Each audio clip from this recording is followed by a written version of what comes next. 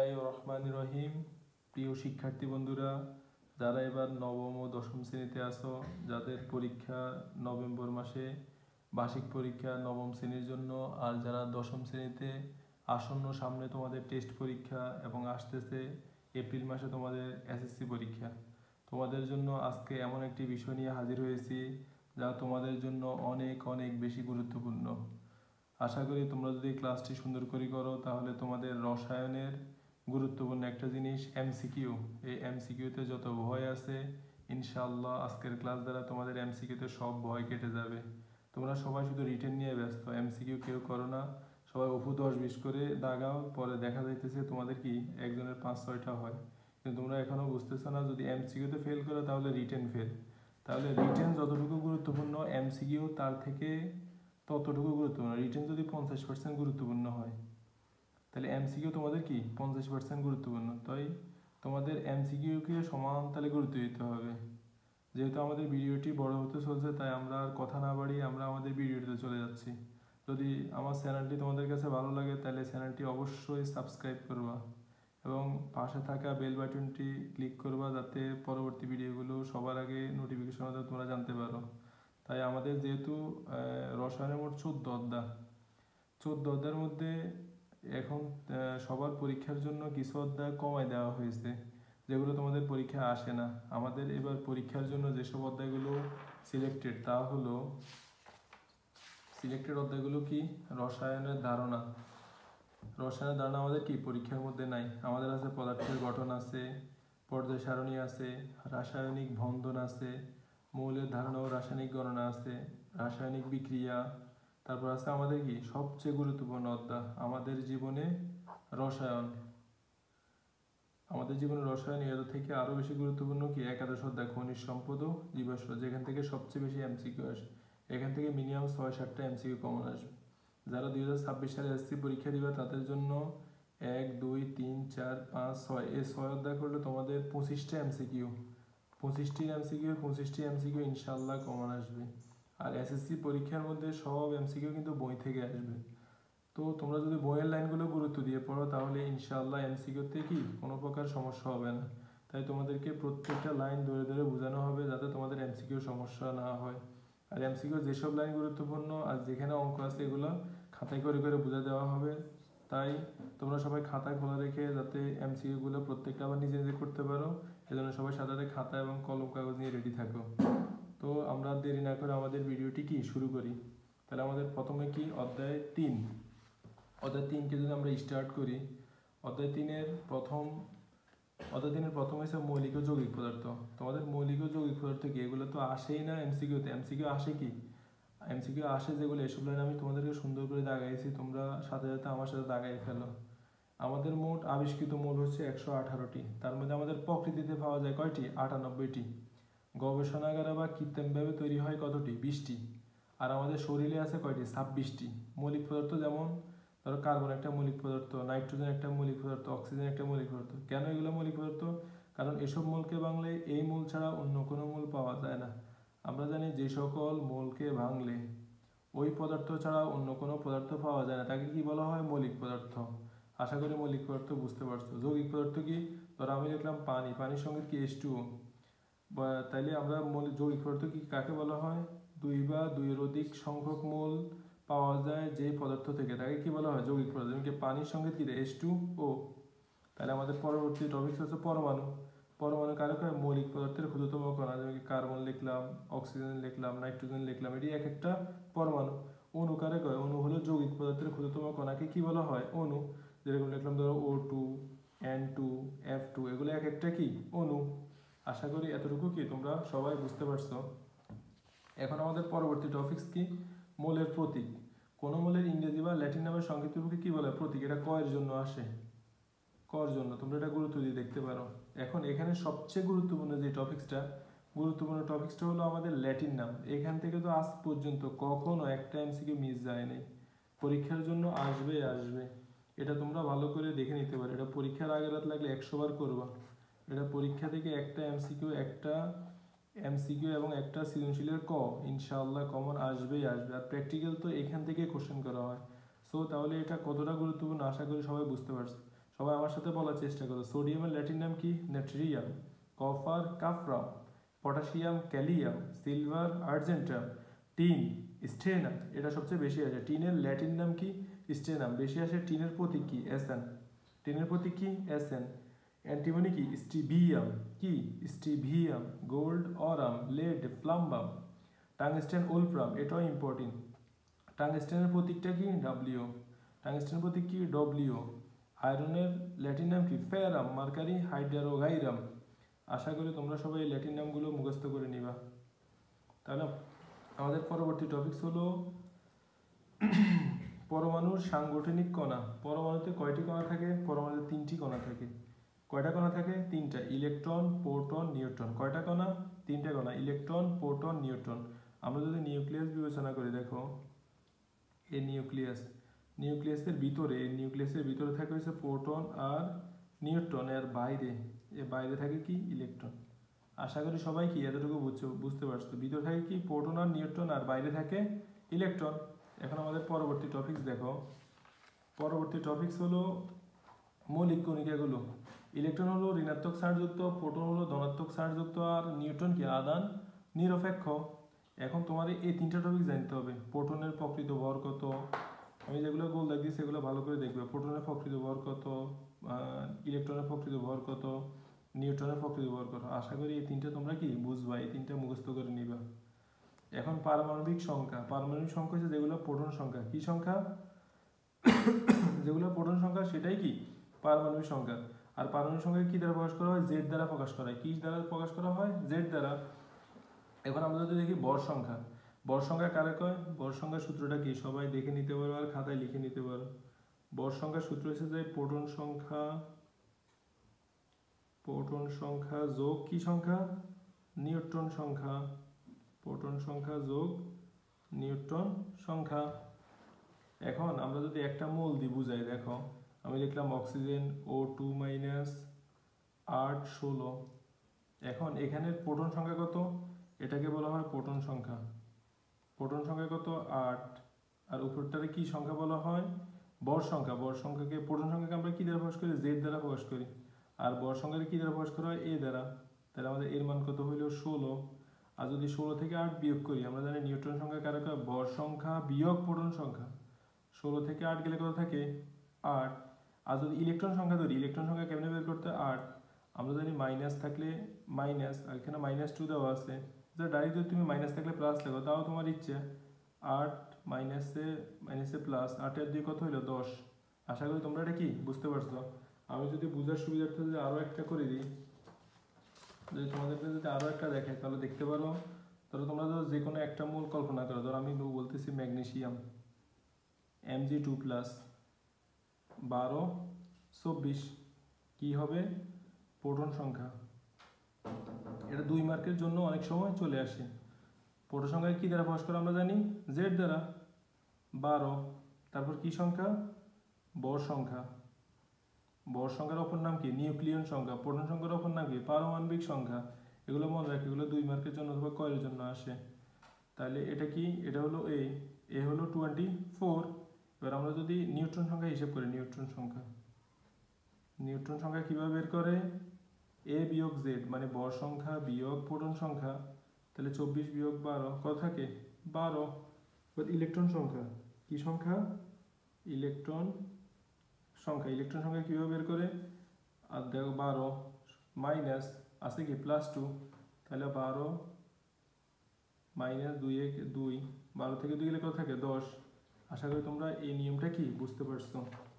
এখন আমরা যদি আমাদের পরবর্তী টপিক্সে চলে যাই, পরবর্তী টপিক্সে কি আমাদের দেখো রাদারফোর্ডের মডেল। রাদারফোর্ড মডেল দিয়েছে কত সালে? আমাদের জানি 1911 সালে। 1900 কত সালে? 11 সালে। পরমাণু সামগ্রিকভাবে চার্জ নিরপেক্ষ। কোনটি সামগ্রিকভাবে চার্জ শূন্য? এই পরমাণু মডেলের, রাদারফোর্ড মডেলের পরমাণু হলো সামগ্রিকভাবে কি? তার চার্জ শূন্য। রাদারফোর্ডের মডেলকে কি মডেল বলা হয়? এটাকে সোলার মডেলও বলা হয়, সৌর মডেলও বলা হয়, নিউক্লিয়ার মডেলও বলা হয়। খেয়াল রাখবে এগুলো। সর্বপ্রথম নিউক্লিয়ার সম্পর্কে ধারণা দিয়েছে কে? রাদারফোর্ড। কে ধারণা দিয়েছে? রাদারফোর্ড। রাদারফোর্ডের মডেলের ম্যাক্সওয়েলের তত্ত্বানুসারে রাদারফোর্ডের মডেলটি কি ছিল না? সঠিক ছিল না। এবার বোর পরমাণুর মডেল। বোর মডেল দিছে কত সালে? 1913 সালে। কত সালে? 1913। বোরের পুরা নাম কি? বোরের পুরা নাম হচ্ছে নিলস বোর।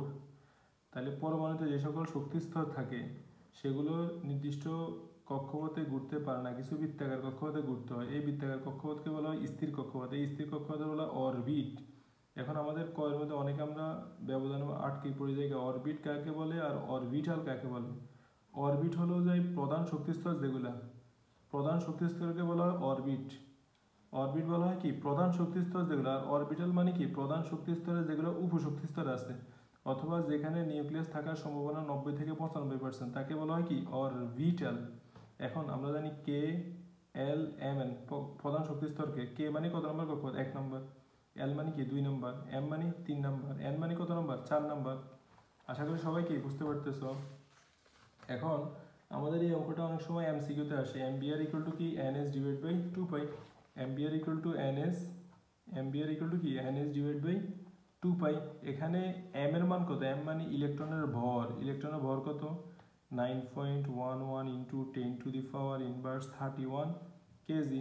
দেখো এটা কিন্তু কেজিতে, গ্রামে না কিন্তু। এখন আর হচ্ছে প্লাঙ্কের ধ্রুবক। প্লাঙ্কের ধ্রুবকের মান আমরা সবাই জানি 6.626 into 10 to the power inverse 34। এটাকে জুল সেকেন্ডও বলা হয় বা metre square KG per second, যে কোনোভাবে আসে, এই একক বা এই একক আসে। অনেক সময় আসে কি প্লাঙ্কের ধ্রুবকের এককটাও লেখো, জুল সেকেন্ড অথবা কি metre square KG per second. আশা করি সবাই কি বুঝতে পারছো। এখন তোমাকে এভাবে দেয়, ধরো এই কক্ষপথে দ্বিতীয় কক্ষপথের কণিক ভরবেগ কত, তাহলে এমবিআর ইকুয়াল টু কি করলা? N S divide by 2 pi. N এর মান কত হবে? দ্বিতীয় কক্ষপথ এন এর মান 2, এইচ এর মান কত? 6.626 into 10 to the power inverse 34। 2 গুণ 5 এর মান কত? সবাই জানে 3.1416। আশা করি সবাই কি এই কণিক ভরবেগ নির্ণয়টা বুঝতে পারছো। এখন যদি আমরা অন্য অঙ্কের দিকে যাই, দেখো equal to h nu, equal to কি? H nu. নিউর আরেকটা সূত্র কি? C by lambda. নিউর সূত্র কি? C by lambda. সি মানে কি? আলোর বেগ। আলোর বেগের মান কত? 3 into 10 to the power 8 M S inverse 1। কম্পাঙ্কের একক কি? হার্টজ অথবা এস ইনভার্স 1। কম্পাঙ্কের একক কি? হার্টজ অথবা এস ইনভার্স 1। এবার বোর পরমাণু মডেলের সাফল্য। শুধু একটা মৌলের বর্ণালী ব্যাখ্যা করা যায়, ওই মৌলটা কি? হাইড্রোজেন। এটা এমসিকিউতে অনেক অনেক বেশি ইম্পর্টেন্ট। কোন মৌলের বর্ণালী ব্যাখ্যা করা? শুধু হাইড্রোজেনের বর্ণালী কি ব্যাখ্যা করা যায়। এবার পরমাণুর শক্তিস্তরের ইলেকট্রন বিন্যাস। ইলেকট্রন বিন্যাসটা কীভাবে দেখো, আমরা জানি শক্তিস্তরের সর্বোচ্চ ইলেকট্রন ধারণ ক্ষমতার সূত্র কি? 2n square. কি সূত্র? 2n square. যদি প্রথম কক্ষপথ করি তাহলে 2 গুণ n এর মান 1 স্কোয়ার, তাহলে আমাদের কি বেরোচ্ছে? 2। এখন যদি 2 নম্বর কক্ষপথ করি তাহলে 2n স্কোয়ার। 2 গুণ n এর মান কত? 2, 2 স্কোয়ার, 2 দুগুণে 4, 4 দুগুণে কত? 8। তৃতীয় কক্ষপথ করলে তো আশা করি তোমরা এখন বুঝবা। 2 গুণ n এর মান কত? 3, 3 তিরিকা 9, 9 দুগুণে কত? 18। আর 4 নম্বরটা তোমরা করে কমেন্ট বক্সে উত্তরটা বলে দিবা। তাহলে আমাদের পরমাণু ইলেকট্রন বিন্যাস বুঝছো আশা করি। এখন যদি আমরা উপশক্তি স্তরের কথা বিবেচনা করি, কিসের হিসাব? উপশক্তি স্তর। উপশক্তি স্তরের ক্ষেত্রে এস এর মান হয় 0, ফির মান কত হয়? 1, ডির মান কত হয়? 2, আর এফ এর মান কত হয়?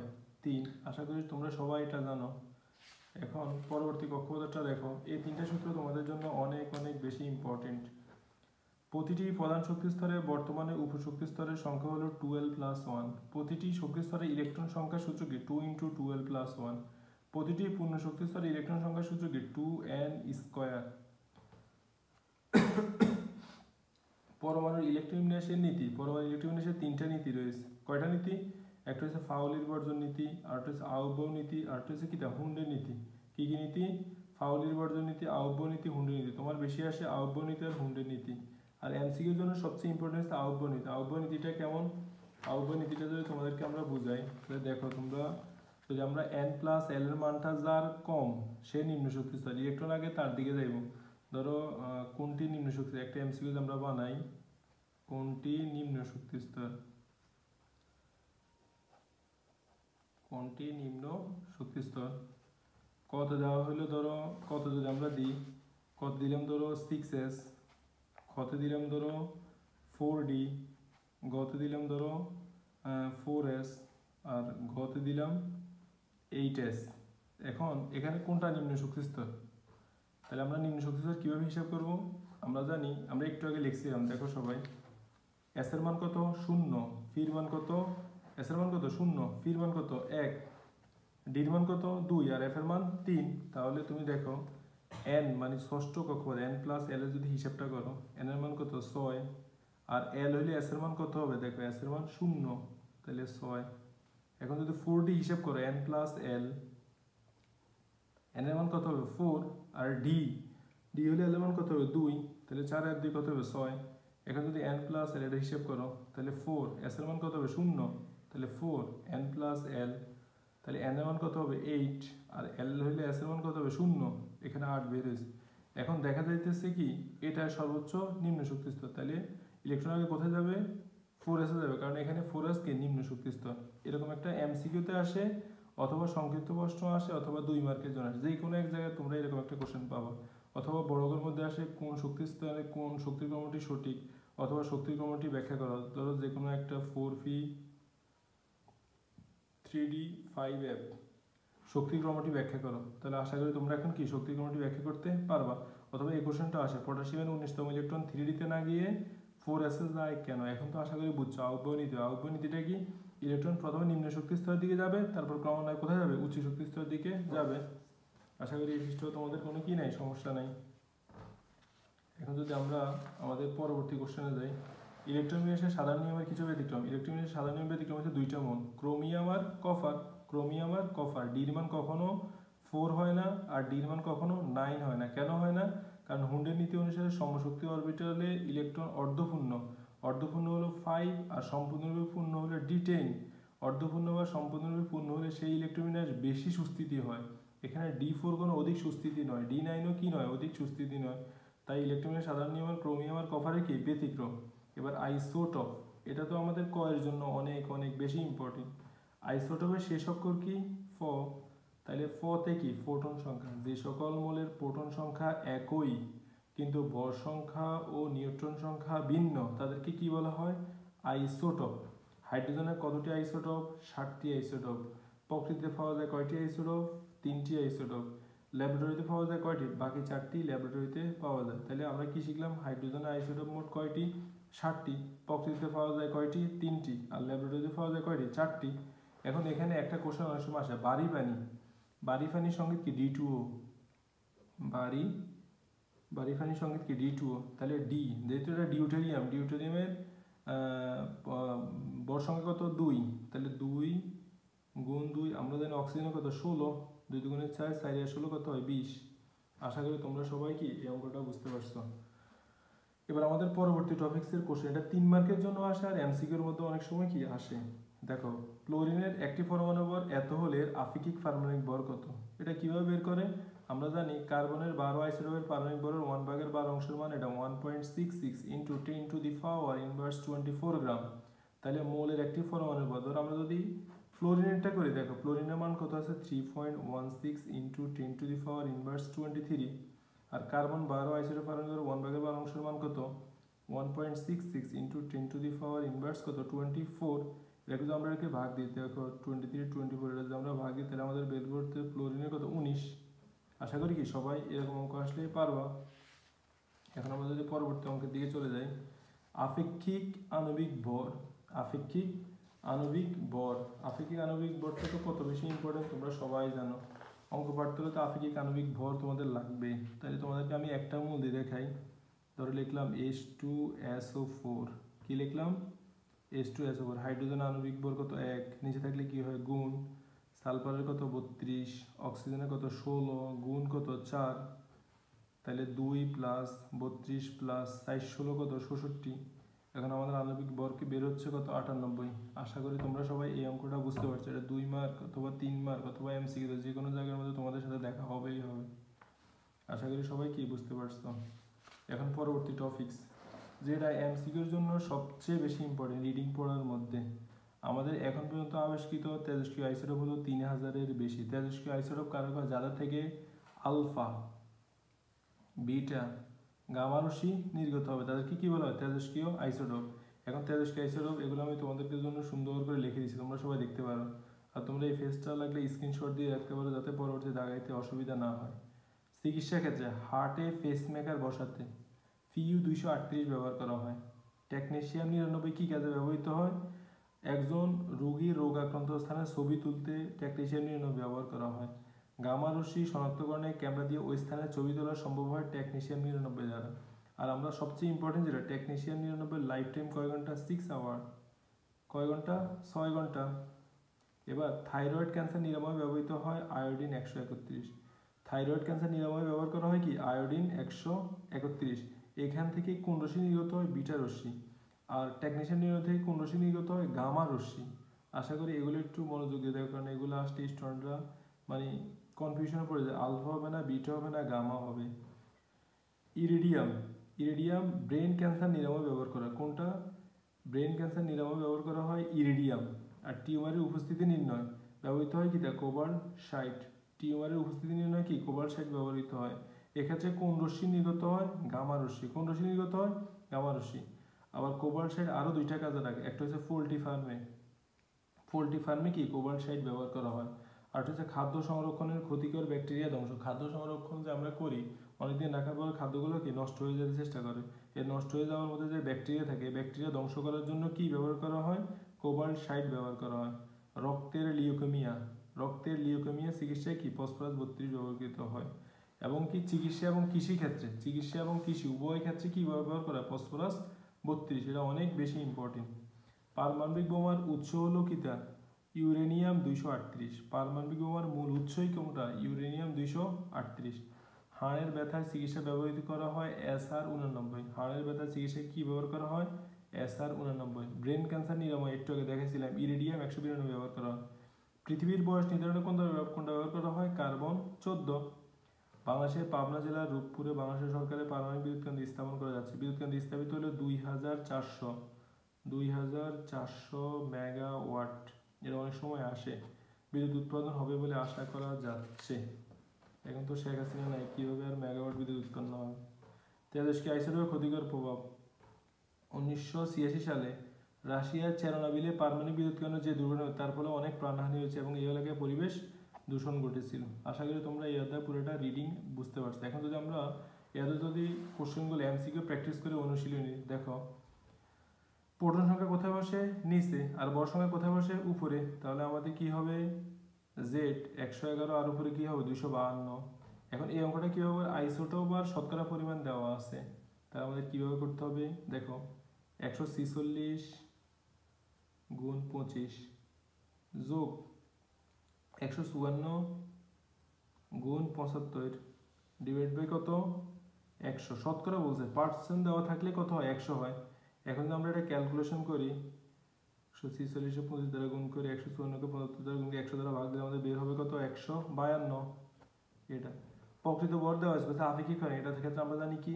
কার্বন ভার ও আইসোটোপ ভার 1/1 অংশ দ্বারা ভাগ দিতে হয়। এর মান কত? 1.66 into 10 to the power inverse 24। ভাগ দিলে কত বের হবে? 27। আশা করি এটাও কি তোমরা বুঝতে পারছো। এখন দেখো প্রোটন সংখ্যা, আমরা জানি নিচেরটাকে বলা হয় প্রোটন সংখ্যা আর উপরটাকে কি বলা হয়? বর সংখ্যা। তাহলে প্রোটন সংখ্যা কত? 13 আর বর সংখ্যা কত? 27। ইলেকট্রন সংখ্যা কত কোণ হইতো? যখন 3+ দেওয়া থাকতো তখন হইতো ইলেকট্রন সংখ্যা। যেহেতু এখানে প্লাস দেওয়া, তাহলে ইলেকট্রন সংখ্যাও কি হবে? 13ই হবে। দেখো আবার বোঝার জন্য 13 27। এখানে ইলেকট্রন সংখ্যা হবে এটাই। কেন? কারণ এখানে তো আর কিছু, এখানে তো 3++ বা কিছু দেওয়া নেই। যদি হইতো তাহলে এটা থেকে বিয়োগ করা লাগতো। তাহলে এখানে কি হবে? প্রোটন সংখ্যা যা, ইলেকট্রন সংখ্যাও তা, তাহলে এটা কি হবে না? তাহলে 1 আর 2 হবে। আশা করি কি সবাই বুঝতে পারছো।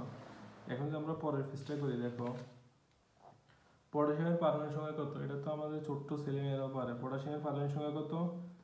পটাশিয়ামের পারমাণবিক সংখ্যা হলো 19। তোমরা 1 থেকে 30 পর্যন্ত পারমাণবিক সংখ্যা মুখস্থ করে ফেলবা। 1 থেকে 30 পর্যন্ত পারমাণবিক সংখ্যা পারলে তোমার আর লাইফে কোনো সমস্যা হবে না। তুমি যত বড়ই হয় 1 থেকে 30-এর মধ্যে থেকেই আসে। N শেলে কয়টি উপশক্তি স্তরিত? আমরা একটু আগে লিখছিলাম K L M N। K হলো প্রথম, L হলো কি? দ্বিতীয়, M কত? তৃতীয়, N হলো চতুর্থ। তাহলে K L M N চতুর্থ কক্ষপথ। স্ক্যান্ডিয়াম 21 নম্বর বলি ইলেকট্রন নিউজ কি হবে? দেখো 2 2 4 4 6 10 12 12 6 18 19। 19 তো অসম্ভব। স্ক্যান্ডিয়াম আমরা জানি কত নম্বর বল? 21 নম্বর বল। তাহলে আমাদের এটা হবে 3D1 4S2। আশা করি অধ্যায় 3 পর্যায়ে অধ্যায় 3 নাম আমাদের কি ছিল? পদার্থের গঠন। এই পদার্থের গঠনে কারো এমসিকিউ নিয়ে কোনো সমস্যা নাই। আর কারো যদি সমস্যা থাকে তাহলে আমাদের কমেন্ট বক্সে বলবা, তোমাদেরকে পিডিএফ আকারে আবার দিয়ে দেওয়া হবে। এবার আমাদের অধ্যায় 4। অধ্যায় 4 হলো কি? পর্যায় সারণী, যেটাকে ইংলিশে বলা হয় পিরিয়ডিক টেবিল। এই পর্যায় সারণী যত সব ঝামেলার মূল। কেমিস্ট্রির বইয়ের উৎপত্তি হলো এই পর্যায় সারণীর কারণে। এই পর্যায় সারণীর জনককে দিমিত্র মেন্ডেলিভ, সুইডিশ বিজ্ঞানী দিমিত্র মেন্ডেলিভ। এই অধ্যায়টা অনেক বেশি ইম্পর্টেন্ট, বেসিক। অধ্যায় 3 আর 4 যদি কেউ পারে তার এসএসসি টেস্ট এবং কি হাই লেভেলে কখনো বেসিকে সমস্যা হবে না। এখন আমরা যদি পর্যায় সারণী শুরু করে, দেখো আমাদের এই অধ্যায়টার মূল কি? পর্যায় সারণীর মূল যে ডোবেরাইনার ত্রয়ী সূত্র লেখছে কে? ডোবেরাইনার। ত্রয়ী সূত্র লেখছে কে? ডোবেরাইনার। কত সালে? 1829 সালে। তারপর কি? অষ্টক তত্ত্ব, অষ্টক সূত্র কে লেখছে? নিউল্যান্ড। কে লেখছে? নিউল্যান্ড। অষ্টক সূত্র কত সালে লেখছে? 1866 সালে। কত সালে ভাই? 1866 সালে। কে লেখছে? নিউল্যান্ড। কি সূত্র লেখছে? অষ্টক সূত্র। এখন আধুনিক পর্যায় সূত্র আমরা যাকে বলি, আধুনিক পর্যায় সূত্র, আধুনিক পর্যায় সূত্র, আধুনিক পর্যায় সূত্র লেখছে কি? আমাদের মেন্ডেলিভ ভাই লিখছে। কত সালে? 1869 সালে। 1869 সালে। আশা করি তোমরা এই পেজটা সম্পূর্ণ বুঝতে পারছো। প্রথমে আবিষ্কৃত যেটা ছিল তার মধ্যে 63টি মূল নিয়ে কাজ শুরু করছিল। তার মধ্যে 12টি ছিল আনুভূমিক সারি আর 8টি ছিল খাড়া সারি। 8টি কি ছিল? খাড়া সারি। আর 12টি কি ছিল? আনুভূমিক সারি। আশা করি তোমরা এই পৃষ্ঠার মধ্যে কারো কোনো সমস্যা থাকার কথা না। এখন যদি পরবর্তী পেজের কথা চিন্তা করি, সবাই ইলেকট্রন বিন্যাস আশা করি পারো। আবার আধুনিক পর্যায় সারণীটাও বুঝো। এখানে মোটে 60টি পর্যায়, এগুলোকে বলা হয় পর্যায়। আর এগুলাকে বলা হয় আমাদের সেই গ্রুপ। গ্রুপ কয়টি? 18টি। পর্যায় কয়টি? 60টি। এতটুকু আমাদের দরকার। আর এখানে যেটা সবচেয়ে বেশি ইম্পর্টেন্ট, 3 নম্বর গ্রুপ। 3 নম্বর গ্রুপে কয়টা মূল আছে? 32টি। দেখো এখানে আছে 2টা, এখানে আছে 57 থেকে 71 পর্যন্ত আছে 15টা, 89 থেকে 103 পর্যন্ত আছে 15টা। তাহলে 15 15 30, 30 আর 2 কত? 32। আশা করি তোমরা কি এতটুকু বুঝতে পারছো। এখন যদি আমরা এই লাইনটা দেখি, এখানে এই পৃষ্ঠার এই লাইনটা ইম্পর্টেন্ট। 1993 সালে মোসলে পারমাণবিক ভরের ভিত্তিতে পারমাণবিক সংখ্যা অনুযায়ী মূলগুলিকে পর্যায় সারণীর প্রস্তাব দেন। 1913 সালে। বিজ্ঞানীর নাম কি? মোসলে। আর আমরা তো এটা জানি, আর্গনের পারমাণবিক সংখ্যা হলো 18 আর পটাশিয়ামের পারমাণবিক সংখ্যা তো 19। আশা করি তোমরা এগুলো জানো। ল্যাবোসিয়ে, বিজ্ঞানীর নাম কি? ল্যাবোসিয়ে। ল্যাবোসিয়ে মাত্র 33টি মূল নিয়ে চক তৈরির কাজ শুরু করেন। মেন্ডেলিভকে 63টি আবিষ্কৃত মূল এবং 4টি অনাবিষ্কৃত মূল নিয়ে পর্যায় সারণী নামে যে চকটি তৈরি করেন, বর্তমানে সেটি 118টি মূলে আধুনিক পর্যায় সারণী হিসেবে প্রতিষ্ঠিত। তো একটু আগে তোমাদেরকে বলছিলাম পর্যায় সারণীতে 60টি পর্যায় আছে, 18টি গ্রুপ আছে, 3 নম্বর গ্রুপে 32টি মূল আছে, সবচেয়ে ইম্পর্টেন্ট যেটা। তার মধ্যে আবার 57 থেকে 71 পর্যন্ত, এটা তোমাদেরকে দেখানো হয়েছে। 57 থেকে 71 মধ্যে মূলকে বলা হয় ল্যান্থানাইড। ল্যান্থানাইড হচ্ছে 6 নম্বর পর্যায়কে বলা হয়। তারপর হচ্ছে 89 থেকে 103 পর্যন্ত মূলকে বলা হয়েছে অ্যাক্টিনাইড সারির মূল। অ্যাক্টিনাইড সারির মূলকে বলা হয় 7 নম্বর পর্যায়ের মূল। আশা করি এতটুকু তোমরা আগে থেকে জানো। এখন আমাদের সবচেয়ে ইম্পর্টেন্ট যে টপিকসটা, ইলেকট্রন বিন্যাস থেকে পর্যায় সারণীতে মূলের অবস্থান নির্ণয়। কি নির্ণয়? মূলের অবস্থান নির্ণয়। এটা আশা করি সবাই বোঝার চেষ্টা করবা। এটা তোমার 3 মার্কের জন্য আসে, অনেক সময় এমসিকিউর জন্য আসে। সব জায়গার মধ্যে এটাকে তোমরা পাবাই পাবা। মৌলের অবস্থান, আমাদের কোশ্চেনের নামটা কি? মৌলের অবস্থান। মৌলের কি অবস্থান? আমি তোমাদের 3টা মৌল দিয়ে বোঝানোর চেষ্টা করবো। ম্যাগনেসিয়াম, তারপর হলো অক্সিজেন, তারপর হলো ধরো ক্রোমিয়াম। এই 3টা মৌল দিয়ে তোমাদেরকে এটা বোঝানোর চেষ্টা করবো। তোমরা দেখো সবাই, আশা করি বুঝবা। ম্যাগনেসিয়াম যদি ইলেকট্রন বিন্যাস করে 1s2, এবারে এটা কীভাবে হয় আশা করি তোমরা সবাই জানো। তা না পারলে তোমরা কমেন্টে বলবা কি সমস্যা, আমি ওই অনুযায়ী ভিডিও বানাই তোমাদেরকে দেওয়া হবে। 1s2, 2s2, 2p6, 3s2। দেখো এখানে সর্বশেষ কত পর্যন্ত গেছে? আমাদের সর্বশেষ 3 পর্যন্ত গেছে। কিভাবে 3? দেখো পর্যায় 3, এ 3। তাহলে আমাদের পর্যায় কত পাইছো? পর্যায় 3 গ্রুপ। শেষ কক্ষপথে কয়টা ইলেকট্রন আছে? শেষ কক্ষপথে আমার 2টা ইলেকট্রন। কয়টা ইলেকট্রন? 2টা ইলেকট্রন। তাহলে আমাদের গ্রুপ 2। যদি শেষ কক্ষপথে শুধু S থাকে তাহলে এটাই তার গ্রুপ। এখানে গ্রুপে কত আছে? S এর মান 2। এবার অক্সিজেনটা যদি আমরা করি তাহলে 1s2, 2s2, 2p কত লাগে? 2 দিয়ে 4 আর 4 লাগে। এখন দেখো এটার পর্যায় কত হবে? আশা করি সবাই বুঝতেছ। পর্যায় কত হবে? পর্যায় পর্যায় হবে এখানে সর্বশেষ গেছে 2 পর্যন্ত, দুইটা শক্তি স্তর, এই জন্য পর্যায় 2। আর গ্রুপ কি হবে, যদি শেষ কক্ষপথে SOP থাকে, SOP অরবিটাল থাকলে কি থাকলে, SOP অরবিটাল থাকলে 10 যোগ করতে হয়। কত যোগ করতে হয়, 4 যোগ 2 যোগ 10, তাহলে আমাদের কত হবে, 4 2 6, 6 আর 10 কত হবে, 16। আশা করি এতটুকু কি তোমরা বুঝতে পারছো। এবার ক্রোমিয়ামের ইলেকট্রনবিন্যাস যদি করি 1s2, 2s2, 2p6, 3s2, 3p6, 3c3p6, 3d5, 4s1। তাহলে আমাদের পর্যায় কত, সর্বশেষ কত পর্যন্ত গেছে, চতুর্থ পর্যায়, কত পর্যায় 4।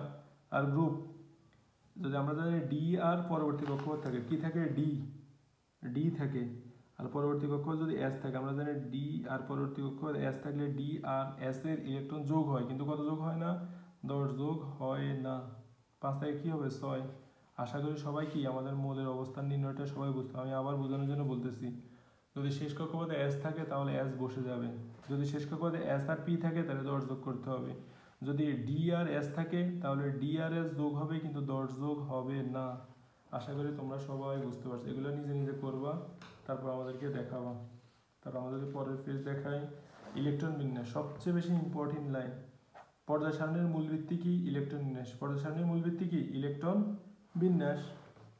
এখন পরবর্তী পেজ দেখো, আমরা একটু আগে বলছিলাম ল্যান্থানাইট বলা হয় 6 নম্বর পর্যায়কে, অ্যাক্টিনাইট বলা হয় 7 নম্বর পর্যায়কে। ল্যান্থানাইট বলা হয় 6 নম্বর পর্যায়ে 3 নম্বর গ্রুপকে, অ্যাক্টিনাইটও বলা হয় 7 নম্বর পর্যায়ে 3 নম্বর গ্রুপকে। আশা করি এটা তোমরা বুঝতে পারছো। এখন আমাদের যে জিনিসটা জানতে হয়, ধাতব ধর্ম, অধাতব ধর্ম, এগুলা যদি আমরা হিসেব করি, ধাতব ধর্ম আর পরমাণুর আকার, অথবা পারমাণবিক ব্যাসার্ধ যেটাকে বলা হয়, পারমাণবিক আকার। এক্ষেত্রে পর্যায়ের ক্ষেত্রে নিয়মটা কি, পর্যায়ের ক্ষেত্রে নিয়মটা হলো যত ডান থেকে বামে আসবে ওই মূলটি তত বড় হবে। কি হবে, ডান থেকে যত বামে আসবে তত ওই মূলটি বড় হবে। আর গ্রুপের ক্ষেত্রে কি, যত উপর থেকে নিচে নামবে তত ওই মূলটি বড় হবে, ওই মূলটি ধাতব ধর্ম তত বেশি হবে, ওই মূলটির পারমাণবিক আকার তত বেশি হবে। আর আমরা যে জানি আয়নীকরণ শক্তি, ইলেকট্রন আসক্তি, তোমরা এটা স্ক্রিনশট দিয়ে রাখতে হবে, এটা অনেক বেশি ইম্পর্টেন্ট। ইলেকট্রন আসক্তি, ইলেকট্রন কি আসক্তি, তড়িৎ ঋণাত্মকতা অথবা অধাতব ধর্ম, এসব ক্ষেত্রে নিয়ম কি, পর্যায়ের ক্ষেত্রে নিয়ম হয়েছে যত বাম থেকে ডানে যাওয়া যাবে তত ওই মূলটির ইলেকট্রন আসক্তি, আয়নীকরণ শক্তি, তড়িৎ ঋণাত্মকতা, অধাতব ধর্ম তত কি হবে, বৃদ্ধি পাবে। আর গ্রুপের ক্ষেত্রে নিয়ম কি, যত নিচ থেকে উপর উঠবে তত ওই মৌলের আয়নীকরণ শক্তি, ইলেকট্রন শক্তি, তড়িৎ ঋণাত্মকতা তত কি হবে, বেশি হবে। কিছু ব্যতিক্রম আছে, যখন সুস্থিতির হিসাবটা একটু ব্যতিক্রম, তাও তোমাদেরকে যখন সৃজনশীল করবা সৃজনশীল বুঝিয়ে দেওয়া হবে। আশা করি তোমরা এতটুকু কি বুঝতে পারছো। এই জিনিসটা তোমরা স্ক্রিনশট দিয়ে রাখতে পারো, এটা অনেক বেশি ইম্পর্টেন্ট। তারপর আমরা যদি এই ফেজের পরেরটা যাই, আশা করি এগুলো এখন তোমরা এখন নিজে নিজে পারবা। এখন সবচেয়ে ইম্পর্টেন্ট যেটা, ক্ষার ধাতু, গ্রুপ একটা বলা হয় ক্ষার ধাতু। গ্রুপ একটা কি বলা হয়, ক্ষার ধাতু। ক্ষার ধাতুর যদি আমরা ক্ষার ধাতুর মূলের নাম হিসাব করি হাইড্রোজেন, লিথিয়াম। আমরা এখানে যদি বোঝানোর জন্য তোমাদেরকে দেখাই, চার্ট থেকে যদি দেখাই, এই 1 নম্বর গ্রুপের মূলটা বলা হয় ক্ষার ধাতু, hydrogen, lithium, sodium, potassium, rubidium, caesium, francium. আচ্ছা, এগুলো যদি আমরা এখন আয়নীকরণ শক্তির ক্রমটা লিখি, উপর থেকে নিচে গেলে আয়নীকরণ শক্তির ক্রম কি হয়, আয়নীকরণ শক্তির ক্ষেত্রে নিয়ম কি, উপর থেকে নিচে গেলে হ্রাস পায়। আর গ্রুপের ক্ষেত্রে নিয়ম কি, যত উপরে থাকবে তত ওই মৌলের আয়নীকরণ শক্তি তত কি হবে, বেশি হবে। এখন আমরা যদি এটা অন্যভাবে দেখি, যদি পারমাণবিক আকারের ক্রম লিখি, পারমাণবিক আকারের ক্রমটা কোনটা হবে, দেখো পারমাণবিক আকারের ক্ষেত্রে নিয়ম হচ্ছে গ্রুপের ক্ষেত্রে যেতে নিচে থাকবো তার পারমাণবিক আকার তত কি হবে, বেশি হবে। এখানে ক্ষার ধাতুর ক্ষেত্রে সিজিয়াম সবার নিচে, ধরো সোডিয়াম, পটাশিয়াম, রুবিডিয়াম, সিজিয়াম, এই 4টা মৌলের ক্ষেত্রে সিজিয়াম সবার নিচে। তাই সিজিয়ামের ক্ষার ধাতুর ক্ষেত্রে কি হবে, এর পারমাণবিক আকার সবচেয়ে কি হবে, বেশি হবে। গ্রুপ 2 কি বলা হয়, মৃৎক্ষার ধাতু। মুদ্রা ধাতু বলা হয় 3টা মূলকে, Cu, Ag, Au। এটা অনেক বেশি important. Cu copper, Ag silver, Au aurum যেটাকে আমরা স্বর্ণ বলি। এই 3টাকে বলা হয় মুদ্রা ধাতু। এই 3টাকে আবার অনেকে অভিজাত ধাতু বলে থাকে। আর মুদ্রা ধাতু বলা হয় গ্রুপ 11 কে, মৃৎক্ষা ধাতু বলা হয় গ্রুপ 2 কে, ক্ষার ধাতু বলা হয় গ্রুপ কতকে? এককে বলা হয় ক্ষার ধাতু। এবার হ্যালোজেন গ্রুপ 17 মূলকে বলা হয় হ্যালোজেন। কত নম্বর গ্রুপকে? গ্রুপ 17কে। হ্যালোজেনকে কি দ্বারা প্রকাশ করা হয়? এক্স দ্বারা। আর হ্যালোজেন মানে হলো লবণ উৎপাদনকারী। আর হ্যালোজেনের মূল উৎস কি? সামুদ্রিক লবণ। সামুদ্রিক লবণ। নিষ্ক্রিয় গ্যাস গ্রুপ 18 মূলকে বলা হয় নিষ্ক্রিয় গ্যাস। হিলিয়াম কিন্তু গ্রুপ 18 মূল না, তাও হিলিয়ামকে নিষ্ক্রিয় গ্যাস বলা হয়। কেন হিলিয়ামকে গ্রুপ 2 এ রাখা হয়নি কেন? এই কোশ্চেনটা, অথবা হিলিয়াম কেন নিষ্ক্রিয় গ্যাস, এই কোশ্চেনটা তোমাদের জন্য অনেক বেশি ইম্পর্টেন্ট। কারণ হলো হিলিয়াম গ্রুপ 2 অবস্থিত হওয়ার কথা ছিল, কিন্তু গ্রুপ 2 অবস্থিত হয় নাই। শুধু এর ইলেকট্রন বিন্যাস দায়ী হলো যে গ্রুপ 2 এর মতো, কিন্তু এর আকার আকৃতি বৈশিষ্ট্য সবগুলো নিষ্ক্রিয় গ্যাসের মতো। তাই হিলিয়ামকে গ্রুপ 2 এ রাখার শর্ত গ্রুপ 2 এ না রেখে গ্রুপ 18তে রাখা অথবা শূন্য গ্রুপে রাখা হয়। আমাদের নিষ্ক্রিয় গ্রুপকে শূন্য গ্রুপও বলা হয়। নিষ্ক্রিয় গ্যাসগুলো সাধারণ তাপমাত্রায় কি হয়? গ্যাস হিসেবে থাকে। অবস্থান্তরমূল কাকে বলা হয়? 3 থেকে 12 নম্বর গ্রুপকে বলা হয় অবস্থান্তরম, অথবা যাদের শেষ কক্ষপথে ডি এর মান 1 থেকে 9 হবে, ডি এর মান 1 থেকে 9 হবে, তাদেরকে কি বলা হয়? অবস্থান্তর। যেরকম ধরো একটা কোশ্চেন যদি আমরা তোমাদেরকে দেখাই, কোনটি অবস্থানান্তর মূল? কোনটি অবস্থানান্তর মূল? তাহলে আমাদের কিভাবে করবো? দেখো আমি তোর একটা লিখলাম ধর স্ক্যান্ডিয়াম, খ লিখলাম ধরো ক্যালসিয়াম, গ লিখলাম ধরো জিঙ্ক, বড় লিখলাম ধরো অক্সিজেন। এখানে একমাত্র স্ক্যান্ডিয়াম শেষ কক্ষপথে ডির মান 1 থেকে 9 এর মধ্যে আসে। আর এখানে জিডের মান জিঙ্কের ক্ষেত্রে ধরো ডির মান হলো 10, ক্যালসিয়ামের ক্ষেত্রে ডিতে যাইতে হয় না, অক্সিজেনের ক্ষেত্রে যাইতে হয় না। তাহলে স্ক্যান্ডিয়াম কি? একটা অবস্থানান্তর মূল। আশা করি তোমরা সবাই কি এই টপিকসগুলো বুঝতে পারছো। এই অধ্যায়ে আর আমাদের এমন কোনো কিছু নেই যেটা তোমাদের বোঝানো দরকার আছে। এখন যদি আমরা এই অধ্যায়ের এমসিকিউ যদি আমরা প্র্যাকটিস করি, আধুনিক পর্যায় সারণীর মূল ভিত্তিক আমরা সবাই জানি ইলেকট্রন বিন্যাস। এখন এটা কত নম্বর গ্রুপের মূল? দেখো আমরা জানি ডির ক্ষেত্রে নিয়ম হচ্ছে ডি আর পরবর্তী কক্ষপথ যোগ হয়, কিন্তু 10 যোগ হয় না। তাহলে 3 এর 2 কত হবে? 5, গ্রুপ হবে 5। এখন এক্স মূলটির পর্যায় সারণীতে এক্স হচ্ছে 37 নম্বর মূল। আমরা যদি 37 নম্বর মূলে ইলেকট্রন বিন্যাস করি, পটাশিয়াম, রুবিডিয়াম, 37 নম্বর মূলের নাম কি? রুবিডিয়াম। ইলেকট্রন বিন্যাস করলে দেখা যায় কি? Scandium, potassium, rubidium, hydrogen, lithium, sodium, potassium, rubidium. রুবিডিয়ামের ক্ষেত্রে কি হবে? কারণ এটা হলো গ্রুপ 1 এর মূল। গ্রুপ 1 এর মূলের নিয়ম কি? শেষ কক্ষপথে একটা ইলেকট্রন তোমার আনতেই হবে। আমাদের ইলেকট্রন বিন্যাস করি 1s2 2s2 2p6 3s2 3p6 3d কত লাগে? 10 4s1। দেখো তোমার কত জানাইতে? 2 2 4 10 12 12 18 18 10 কত? 28 29। আমার এখন কি হয় নাই, তাহলে 4s2 4p6, তাহলে আমাদের কত হইতেছে? 10 12 12 6 18 28 30 36। তাহলে আমাদের কি হবে এখানে? 5s1। তাহলে আমাদের এখানে পর্যায় কত? 5 পর্যন্ত যাওয়া লাগছে, তাহলে আমাদের পর্যায় কত হবে? 5। উল্লিখিত মূলগুলো, যেহেতু এটা গ্রুপ 1 এর মূল, গ্রুপ কত মূল? গ্রুপ 1। গ্রুপ 1 এর মূলের ক্ষেত্রে নিয়ম কি? শেষ কক্ষপথে একটা ইলেকট্রন থাকবো। সে কয়টা ইলেকট্রন থাকবো? পারমাণবিক আকারের উপর থেকে নিচে ক্রমান্বয়ে হ্রাস পায়। আমরা জানি পারমাণবিক আকারের ক্ষেত্রে নিয়ম কি? উপর থেকে নিচে গেলে হ্রাস পায় না, উপর থেকে নিচে গেলে কি পায়? বৃদ্ধি পায়। তাহলে এটা কি? সম্পূর্ণ ভুল। তাহলে আমাদের 2 নম্বরটা কি হবে না। তাহলে কি হবে? 1 আর 3। আশা করি এই অধ্যায়ের সমস্ত এমসিকিউ তোমরা কি বুঝতে পারছো। এখন কিন্তু আমরা পরবর্তী অধ্যায় শুরু করি, আমাদের অধ্যায় 5 রাসায়নিক বন্ধন। রাসায়নিক বন্ধন, আমাদের অধ্যায় 5 এর নাম কি? রাসায়নিক বন্ধন। রাসায়নিক বন্ধনটা দেখো, রাসায়নিক বন্ধন অনেক রকম বন্ধন আছে। তাহলে আমাদের সবচেয়ে বেশি ইম্পর্টেন্ট হচ্ছে আয়নিক বন্ধন, আয়নিক বন্ধন, আরটা কি? সমযোজী বন্ধন। আয়নিক বন্ধন আরটা কি? সমযোজী বন্ধন। এই দুইটা বন্ধন আমাদের সবচেয়ে বেশি ইম্পর্টেন্ট। এখন দেখো, প্রথমে তোমাকে জানতে হবে যোজ্যতা ইলেকট্রন। যোজ্যতা ইলেকট্রন কারে কয়? সর্বশেষ কক্ষপথে যতটি ইলেকট্রন থাকে তাকে বলা হয় যোজ্যতা ইলেকট্রন। ধরো আমি যদি নাইট্রোজেন ইলেকট্রন বিন্যাস করি 1s2 2s2 2p3, নাইট্রোজেনের শেষ কক্ষপথে কয়টা ইলেকট্রন আছে? তোমার 5টা ইলেকট্রন আছে। কয়টা ইলেকট্রন? 5টা ইলেকট্রন। তাহলে যোজ্যতা ইলেকট্রন, যোজ্যতা ইলেকট্রন কত হবে? 3 এর 2 এ 5। আশা করি তোমরা কি এটা বুঝতে পারছো। এখন যদি আমরা যোজনীটা করি, যোজনী আর যোজ্যতা এক কথা। যোজনী কারে কয়? অণু গঠনকালে কোন মৌলের একটি পরমাণুর সাথে অপর একটি মৌলের পরমাণু যুক্ত হওয়ার যে ক্ষমতা, কি হওয়ার ক্ষমতা? যুক্ত হওয়ার ক্ষমতাকে বলা হয় যোজনী। ধর আমরা যদি অক্সিজেনেরটা করি, 8 নম্বর মৌল দেখো 1s2 2s2 2p4। অক্সিজেনের শেষ কক্ষপথে কয়টা ইলেকট্রন আছে? 6টা। তাহলে অন্য মৌলের সাথে যুক্ত হওয়ার জন্য অথবা নিষ্ক্রিয় হওয়ার জন্য তার আর কয়টা ইলেকট্রন দরকার? এখানে 6টা আছে, অষ্টক গুণ করতে 2টা ইলেকট্রন দরকার, তাহলে অক্সিজেনের যোজনী কি হবে 2 মাইনাস, অক্সিজেনের যোজনী কি হবে 2 মাইনাস। আশা করি এটা তোমরা বুঝছো।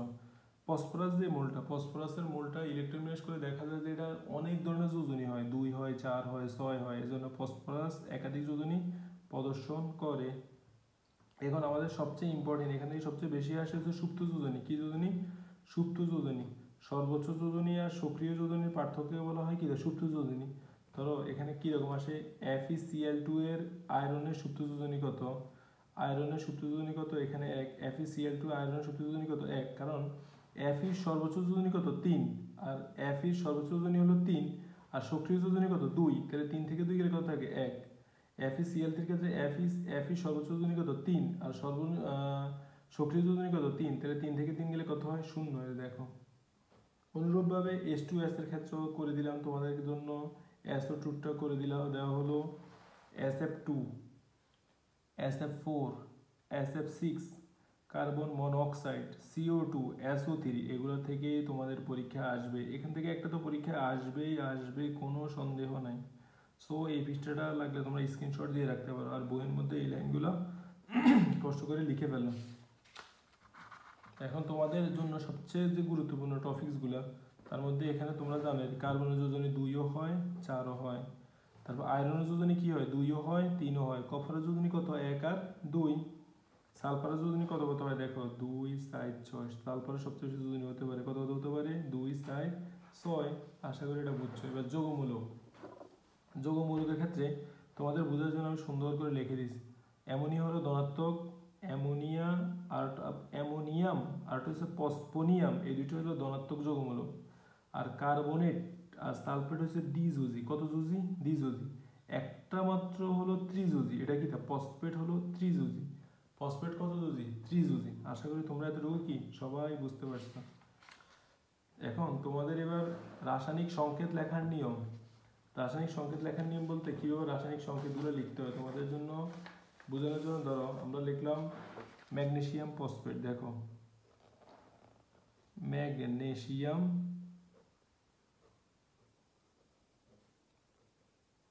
ফসফেট, ম্যাগনেসিয়াম, আর ফসফেট হচ্ছে FiO4। ফসফেট কি FiO4। আমরা জানি ম্যাগনেসিয়াম জন্য হচ্ছে 2+, আর ফসফেটে কি 3-। তাহলে আমরা জানি কি কেমন হিসাব করতে হয়, এ 3 দিবে ওরে, এ 2 দিবে কি ওরে, তাহলে কি হবে Mg3 FiO4 হোল ব্র্যাকেট কত হবে 2, এটা O5, Mg3 FiO4 whole bracket কত হবে 2। এবার আমরা যদি করি অ্যামোনিয়াম ফসফেট, অ্যামোনিয়াম ফসফেট, তাহলে অ্যামোনিয়ামের সঙ্গে কি NH4, আর ফসফেট কি FiO4, তাহলে NH4 প্লাস আর FiO4 কত 3-, এই তিনটা কে পাইব NH4 হোল ব্র্যাকেট কি হবে 3, আর কি হবে FiO4। আশা করি এই সংকেতটা তোমরা কি বুঝতে পারছো। যদি আমরা করি অ্যালুমিনিয়াম সালফেট, দেখো এই তিনটা থেকে তোমাদের একটা আসবে অ্যালুমিনিয়াম, অ্যালুমিনিয়াম সালফেট। দেখো অ্যালুমিনিয়াম সালফেট, দেখো অ্যালুমিনিয়ামের সঙ্গে কি Al3+, সালফেট কি হবে SO4 2-, 3 এটা কে হবে অ্যালুমিনিয়াম, 2 এটা কে হবে অ্যালুমিনিয়াম, SO4 এই 3 এটা কে হবে সালফেট। আশা করি এটাও তোমরা কি বুঝতে পারছো। আর একটা আসে বোরন নাইট্রেটের সঙ্গে দিল Bn, এটা খেয়াল রাখিও বোরন নাইট্রেটের সঙ্গে কি Bn। এতটুকু গেল তোমাদের। এতটুকু যাওয়ার পরে তোমাদের অষ্টকের নিয়ম। অষ্টকের নিয়ম মানে শেষ কক্ষে যদি কারো 8টা ইলেকট্রন থাকে, কয়টা ইলেকট্রন 8টা। 2 এর নিয়ম মানে কি শেষ কক্ষে যদি 2টা ইলেকট্রন দ্বারা পূর্ণ থাকে তখন তাকে বলা হয় 2 এর নিয়ম। 1 থেকে 20 কিন্তু যে মোলগুলো তারা একমাত্র অষ্টক আর 2 এর নিয়ম সুন্দরভাবে মেনে চলে, আর অন্য মোলগুলো কোনো অষ্টক আর 2 এর নিয়ম কি ভালোভাবে মেনে চলে না। আশা করি তোমরা এতটুকু বুঝতে পারতেছো। ক্যাটায়ন, ক্যাটায়ন মানে হলো ধনাত্মক চার্জযুক্ত, আর অ্যানায়ন মানে কি ঋণাত্মক চার্জযুক্ত। এবার হলো আমাদের আয়নিক বন্ধন। আয়নিক বন্ধন চিনার উপায় কি, ধাতু আর অধাতু, ধাতু প্লাস অধাতু মিলে যেটা হবে এটাকে কি বলা হয় আয়নিক বন্ধন। অথবা যাদের সর্বশেষ কক্ষপথে 1টা 2টা ইলেকট্রন থাকবো, 1টা 2টা বা 3টা ইলেকট্রন থাকবে তাদেরকে বলা হয় ধাতু। তারাই একমাত্র কি আয়নিক বন্ধন গঠন করে। আয়নিক বন্ধনের অপর নাম কি তড়িৎযোজী বন্ধন। ধরো আমি লিখলাম ম্যাগনেসিয়াম ক্লোরাইড, এটা একটা আয়নিক বন্ধন। কিভাবে বুঝলাম আয়নিক বন্ধন, কারণ ম্যাগনেসিয়াম এটা ধাতু, আর ক্লোরিন এটা কি অধাতু। ধাতু আর অধাতু মিলিয়ে কোন ধরনের বন্ধন হচ্ছে? আয়নিক বন্ধন। আশা করি এতটুকু তোমরা বুঝতে পারছো। এখন হলো আমাদের সমযোজী বন্ধন। কোন বন্ধন? সমযোজী। আয়নিক বন্ধন আরো কিছু বৈশিষ্ট্য আছে। আয়নিক বন্ধন পানিতে দ্রবীভূত হয়। আয়নিক বন্ধন কি হয়? পানিতে দ্রবীভূত হয়। আবার আয়নিক বন্ধনই বিদ্যুৎ পরিবহন করে। কি পরিবহন করে? বিদ্যুৎ পরিবহন করে। আশা করি তোমরা কি বুঝতে পারছো। সমযোজী বন্ধন কারা? Electron share. আর সমযোজী বন্ধনের কাহিনীছে অধাতু অধাতু মিলে যে বন্ধন। কেমনে কেমনে? অধাতু যোগ অধাতু, অধাতু অধাতু মিলে যে বন্ধন তাকে কি বলা হয়? সমযোজী বন্ধন। দ্বিবন্ধন কারে কয়? অক্সিজেনের দ্বিবন্ধন। ত্রিবন্ধন কারে কয়? অ্যান্টির মধ্যে কয় বন্ধন হয়? ত্রিবন্ধন। দ্বিবন্ধন হয় কার মধ্যে? অক্সিজেনের মধ্যে। এখন দেখো মুক্ত জোড় ইলেকট্রন H2S এর মধ্যে 2 জোড়া মুক্ত জোড় ইলেকট্রন থাকে, 2টি মুক্ত জোড় ইলেকট্রন থাকে। H2 এর মধ্যে 2টি মুক্ত জোড় ইলেকট্রন থাকে। PCl3 এর মধ্যে 10 জোড়া মুক্ত জোড় ইলেকট্রন থাকে। কয় জোড়া? 10 জোড়া মুক্ত জোড় ইলেকট্রন থাকে। ধরো আমি লিখলাম PCl3, এটা কি আয়নিক বন্ধন না সমযোজী বন্ধন? এটা সমযোজী বন্ধন। কেমনে বুঝছি? কারণ ফসফরাস হলো অধাতু, ক্লোরিনও কি অধাতু। অধাতু অধাতুর মধ্যে যে বন্ধন তাকে বলা হয় কি? সমযোজী বন্ধন। এখন দেখো এখানে যে লাইনটা তোমাদের পরীক্ষার জন্য আসে, সালফারের সংকেত কি? সালফারের সংকেত কি? হলো S8। ভালো করে দেখে নাও। সালফারের সংকেত কি? S8। ফসফরাসের সংকেত কি? P4। এই দুইটা অনেক বেশি ইম্পর্টেন্ট। আশা করি বুঝতে পারতেছো। এগুলোর মধ্যে সমযোজী যৌগ গঠিত হয়। CH4, CH2, CO2, HCl, NH3। এগুলোর মধ্যে কোন বন্ধন হয় বেশি? সমযোজী বন্ধন। এখান থেকে তো একটা এমসিকিউ তোমাদের পরীক্ষা আসবেই। এটা অনেক বেশি ইম্পর্টেন্ট। BBI এটা তোমরা একটু ভালো করে দেখে নিবা। এটা অনেক বেশি ইম্পর্টেন্ট। কোনটার মধ্যে ভ্যান-ডের-ওয়ালস আকর্ষণ বল বেশি থাকে, কোথায় ভ্যান-ডের-ওয়ালস আকর্ষণ বল কম থাকে। এটা গলনাঙ্ক কারে কয়? গলনাঙ্ক হলো কাকে বলে? গলনাঙ্ক মানে কোনো কিছু গলে যায় যেটা হয় আর কি। আমরা জানি আয়নিক যৌগের গলনাঙ্ক আর স্ফুটনাঙ্ক অনেক বেশি থাকে। কোন যৌগের? আয়নিক যৌগের গলনাঙ্ক আর স্ফুটনাঙ্ক সবচেয়ে কি থাকে? বেশি থাকে। যেসব লাইন দাগা দেওয়া সেগুলো তোমরা সুন্দর করে দাগা নিতে পারো। এখন এখানে তোমরা দুইটা সংকেত জানতে হবে, এগুলো তোমাকে প্র্যাকটিক্যালি জিজ্ঞেস করতে হবে অথবা তোমার কয়েতের জন্য আসতে পারে। মরিচের সংকেত কি? Fe2O3 and molecules of water। ফিটকিরির সংকেত কি? K2SO4 Al2SO4 whole bracket 3 24 molecules of water।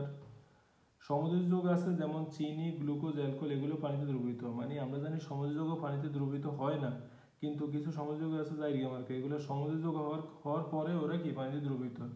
যেরকম কি চিনি, চিনির সংকেত তো আমরা সবাই জানি C12 H22 O11। আর গ্লুকোজের সংকেত কি? C6 H12 O6। অ্যালকোহলের সংকেত কি? অ্যালকোহলের সংকেত ধরো আমি লিখলাম ধরো CH3OH। এটা ঠিক OH থাকলে আমরা জানি কি এটা অ্যালকোহল। এটি সমযোজী যৌগ হওয়ার পরে ওরা কি পানিতে দ্রবীভূত হয়, কারণ এরা কি এরা কিছু জায়গা আমাকে বৈশিষ্ট্য বহন করে। এবার হলো আমাদের জন্য যেটা ইম্পর্টেন্ট, ইথানল ফোলার যৌগ, তাই ইথানল পানিতে দ্রবীভূত। যারা আবার ফোলার যৌগ তারা আবার পানিতে কি হয়? দ্রবীভূত হয়। এখন এখানে আমরা জানি গ্লুকোজ, গ্লুকোজ কিন্তু পানিতে গ্লুকোজ কি হয়? আমরা একটু আগে শিখছিলাম গ্লুকোজ পানিতে দ্রবীভূত হয়, কিন্তু আমরা জানি যারা আয়নিক বন্ধন তারা পানিতেও দ্রবীভূত হয়, বিদ্যুৎও পরিবহন কিন্তু গ্লুকোজটা কিন্তু পানিতে দ্রবীভূত হয়, কিন্তু কি করে না? বিদ্যুৎ পরিবহন করে না। কেন হয় না? কারণ গ্লুকোজের আয়ন আকারে বিভক্ত হয় না, তাই গ্লুকোজ কি পানিতে দ্রবীভূত হয় না। আশা করি সবাই বুঝতে। ধাতব ধর্ম তোমাদের পরীক্ষার জন্য নাই, তাই তোমাদের দেখতে হইতেছে না। এবার তোমরা দেখতে পারো এমসিকিউ গুলো। অধ্যায়ের এমসিকিউ, যে আকর্ষণ বলের মাধ্যমে অণুতে পরমাণু সমূহ যুক্ত থাকে তাকে কি বলা হয়? রাসায়নিক বন্ধন। আচ্ছা, এটা অনেক বেশি ইম্পর্টেন্ট এই কোশ্চেনটা। মানে কখন এটার মধ্যে কোন মৌলগুলা নিয়নে ইলেকট্রন বিসর্জন করছে। ধরো পটাশিয়াম যদি ইলেকট্রন ত্যাগ করে, পটাশিয়াম 19 থেকে জীবনও ও 10-এর নিয়ন হচ্ছে 10 নম্বর, 19 থেকে জীবনও 10-এ আইতে পারতো না। F 9 থেকে 10-এ আইতে পারবে, কিন্তু আমাদের দুইটা মৌলে 10-এ আসতে হবে, তো এটা তো আসতে পারলো না। ক্যালসিয়াম 20 থেকে জীবনও 10-এ আসতে পারতো না। সোডিয়াম ধরো আমরা বললাম 11 থেকে 10-এ আসতে পারবে।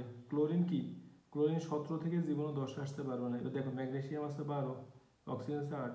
ম্যাগনেসিয়াম যদি ইলেকট্রন ত্যাগ করে আর অক্সিজেন যদি ইলেকট্রন গ্রহণ করে, তাহলে ওরা উভয় কি করছে? উভয় নিষ্ক্রিয় গ্যাসে ইলেকট্রন বিসর্জন করছে, MgO গঠন করছে। এখন দেখো ডি চিহ্নিত মোলটির ডি চিহ্নিত মোলটি কোন যোজনটি অসম্ভব? ডি চিহ্নিত মোল ডি, এখানে সর্বশেষ কক্ষপথে কয়টা আছে? 2টা 4টা 6টা 7টা, তাহলে এখানে সর্বশেষ কক্ষপথে কতটি? 3টা যোজনই অসম্ভব। কয়টা যোজনী অসম্ভব? 2। আমরা জানি সালফারের দুজনই হয় কত? 2 4 6। বি মোলটি দেখো, বি মোলটির প্রথমে 2টা, দ্বিতীয়তে 2 4 6 8টা 10টা হইলো 11টা হইলো। 2 এর বন্ধন গঠন করে, এটা সঠিক। এ কে ইলেকট্রন দান করে, কারণ ওর শেষ কক্ষপথে একটা ইলেকট্রন, সে একটা ইলেকট্রন কি করবে? দান করে দিবে। ডি এর সাথে যুক্ত হয়ে ডি, কারণ আমরা জানি এটা সোডিয়াম, এটা কি? এটা হলো দেখো 2 2 4 10 12 14 16 17 ক্লোরিন, তাহলে সোডিয়াম আর ক্লোরিন মিলে কি হয়? NaCl। আমরা জানি NaCl কোন ধরনের বন্ধন? আয়নিক বন্ধন। আয়নিক বন্ধন কি করে? পানিতে দ্রবীভূত হয়, তাহলে এটাও কি কারেক্ট। অ্যালুমিনিয়াম সালফেট একটু তোমাদেরকে দেখাইছিলাম, অ্যালুমিনিয়াম, আর এটা হলো কি? সালফেট। Al হচ্ছে 3+, SO4 হচ্ছে কি 2-, তাহলে কি দাঁড়াইতেছে? Al2SO4 হোল ব্র্যাকেট কি 3, তাহলে কি কোথায় আছে? Al2SO4 whole bracket 3। Calcium oxide কোন ধরনের যৌগ? ক্যালসিয়াম ধাতু, আর অক্সিজেন কি? অধাতু। আমরা জানি ধাতু আর অধাতু মিলে যে বন্ধন তাকে কি বলে? আয়নিক বন্ধন। তাহলে এটা কি? একটি আয়নিক বন্ধন। কোন যৌগটি জলে বিদ্যুৎ পরিবহন? আমরা শিখছিলাম গ্লুকোজ পানিতে দ্রবীভূত হয় কিন্তু বিদ্যুৎ পরিবহন করে না, কারণ এটা আয়ন আকারে তৈরি করা যায় না। আশা করি তোমরা এই অধ্যায় সম্পূর্ণভাবে কি বুঝতে পারছো। এবার অধ্যায় 6, মৌলের ধারণা ও রাসায়নিক গণনা। রসায়ন মূলত 2 ধরনের বিশ্লেষণ পদ্ধতি নিয়ে আলোচনা করে, একটা হচ্ছে গুণগত বিশ্লেষণ আর একটা কি? পরিমাণগত বিশ্লেষণ। এখন মোল কি? রাসায়নিক পদার্থ পরিমাপের একককে বলা হয় মোল। আমরা এখানে জানতে হবে অ্যাভোগাড্রো ধ্রুবকের মান কত। অ্যাভোগাড্রো ধ্রুবকের মান হলো 6.023 × 10⁻23। এখন তোমাকে এই অঙ্কগুলো বুঝতে হবে। এখন কপার সালফেট, এটা হচ্ছে তুতের সংকেত। তুতের আণবিক ভর কত? তোমাকে এটা জানতে হবে। তুতের আণবিক ভর হলো 249.5। আশা করি তোমরা এটা করতে পারো। একটি H2 অণুর ভর কত? অণুর ভর যদি বলা হয়, ভর বললে নিয়ম কি? ধরো তোমাদেরকে যদি আমি বোঝানোর জন্য যদি দেখাই, দেখো এটা কেমনে হয়। অণুর ভর H2, অণুর ভর H2 কিসের ভর? অণুর ভর। একটি H2 অণুর ভর, অণুর ভরের ক্ষেত্রে নিয়ম কি? আমরা জানি পানির আণবিক ভর কত? 18। আর অণু কইলে আমাদের অণুর সংখ্যা অ্যাভোগাড্রো ধ্রুবক। অ্যাভোগাড্রো ধ্রুবকের মান কত? 6.023 × 10⁻23। এটাকে যদি আমরা ক্যালকুলেশন করি তাহলে আমাদের বের হচ্ছে 2.99 × 10⁻23 গ্রাম। আশা করি এতটুকু কি তোমরা বুঝতে পারছো। একটা নিয়ম গেল। 2 নম্বর নিয়ম কি? 5 গ্রাম। 5 গ্রাম পানিতে কত মোল আছে? কত মোল আছে? মোলের ক্ষেত্রে আছে কি সূত্র? কি N = W/M। কি সূত্র ভাই? N = W/M। W মানে কত গ্রাম? 5 গ্রাম। M মানে আণবিক ভর, পানির আণবিক ভর কত? 18। 5টা 18 ভাগ দিলে 0.277। আশা করি এটা বুঝছো। এখন এই অঙ্কটা অন্যভাবে কিভাবে আসে? ধরো 3 নম্বর অঙ্ক যদি আমরা করি, যদি দেওয়া আছে ধরো 5 গ্রাম, 5 গ্রাম, ধরো 5 গ্রাম অণুতে 5 গ্রাম অণুতে ক্যালসিয়াম কার্বনেটে অণুর সংখ্যা, কিসের সংখ্যা? অণুর সংখ্যা নির্ণয় করো। অণুর সংখ্যা কিভাবে নির্ণয় করতে হবে? সূত্র হলো W/M গুণ Na। অণুর সংখ্যা, এটা কিন্তু অণুর ভর আর এটা কি? অণুর সংখ্যা। ভালো করে বুঝো। W মানে কত গ্রাম? 5 গ্রাম। M মানে আণবিক ভর, ক্যালসিয়াম কার্বনেটের আণবিক ভর কত? 100। আর অ্যাভোগাড্রো ধ্রুবকের মান কত? Na মানে হচ্ছে অ্যাভোগাড্রো ধ্রুবকের মান। আমাদের অ্যাভোগাড্রো ধ্রুবকের মান কত? 6.023 × 10⁻23। এখন এটা ক্যালকুলেশন করলে যত পারে, এটাও কি? অণুর সংখ্যা। আশা করি এতটুকু এটা অঙ্ক তোমরা বুঝছো। এখন 4 নম্বর অঙ্কটা কি? 4 নম্বর অঙ্কটা হলো 5 প্রমাণ অবস্থায় 5 গ্রাম NH3 এর আয়তন কত? NH3 কি কত? আয়তন কত? আয়তনের সূত্র কি? V/22.4 = কি? W/M। V/22.4 = কি? W/M। তাহলে V = কি হবে? 22.4 গুণ W / কি হবে? M। দেখো সবাই 22.4 গুণ W, কত গ্রাম দেওয়া আছে? 5 গ্রাম। M মানে আণবিক ভর, NH3 আণবিক ভর কত? NH3 আণবিক ভর হলো আমাদের 17। এখন যত বের হবে আয়তন একক এখানে কি হবে? লিটার। কি হবে? লিটার। আশা করি অঙ্কটা তোমরা সবাই কি বুঝতে পারছো। আমাদের প্রমাণ অবস্থায় 1 মোল গ্যাসের আয়তন কত? 22.4 লিটার। প্রমাণ অবস্থায় 1 মোল গ্যাসের আয়তন কত 22.4 লিটার। আশা করি তোমরা এখন এই অঙ্কটাও পারবে। 10 গ্রাম হাইড্রোজেন গ্যাস, হাইড্রোজেনের সংকেত কি H2, হাইড্রোজেনের সংকেত কি H2। তাহলে আমাদের সূত্র কি B/22.4 ইকুয়াল টু কি W/m। আমাদের অঙ্কটা কি হয়ে গেল। আশা করি তোমরা অঙ্কগুলো বুঝতে পারছো। এখন হলো আমাদের সবচেয়ে গুরুত্বপূর্ণ যে অঙ্কটা W equal to SMB divided by 1000। W equal to কি SMB ডিভাইডেড বাই 1000। এখন S মানে কি, S মানে হলো মোলারিটি, মোলারিটির একক হলো মোল, মোলের একক কি মোল। আর আয়তন মানে কি B, বির একক হচ্ছে মিলি লিটার, মিলি লিটার। W মানে গ্রাম, গ্রামে প্রকাশিত বড় মান হচ্ছে গ্রাম। এখন M এর কিছু মুখস্থ মান আছে, যেমন কি ডেসিমোলার 0.1, সেমিমোলার 0.5, আর একটা হচ্ছে সেন্টিমোলার, সেন্টিমোলার, সেন্টিমোলার মানে কত 0.01, সেন্টিমোলার মানে কি 0.01। এখন যদি আমরা একটা অঙ্কের মাধ্যমে তোমাদেরকে এই কোশ্চেনটা বুঝাই, দেখো অঙ্কটা যদি আমরা করার চেষ্টা করি তাহলে তোমরা কিন্তু বুঝবা। ধরো আমরা একটা কোশ্চেন লিখলাম 100 ml 2.65 গ্রাম HCl, কবে এর কি মোলারিটি কত, মোলারিটি কত, মোলারিটির সূত্র কি। এখন দেখো B 100 ml মানে বির মান,